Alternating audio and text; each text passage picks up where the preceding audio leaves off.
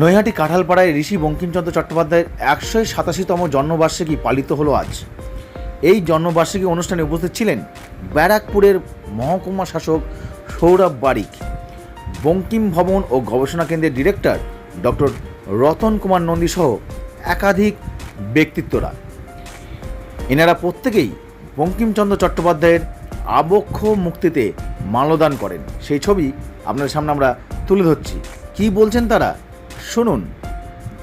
না, আমাদের চিন্তাভাবনা তো এগোচ্ছে এবং প্রথমেই বলে রাখি, আমাদের এই যে ডেভেলপমেন্টটা হচ্ছে তার জন্যে আমরা আমাদের যিনি সাংসদ পার্থ ভৌমিক, আমাদের এসডিও এবং ডিএম অফিস থেকে আমরা প্রচুর সহযোগিতা পাচ্ছি সব ব্যাপারে। সরকারি সাহায্য পাচ্ছি, কাজ করছি বিভিন্ন ব্যাপারে। রাজ্য সরকার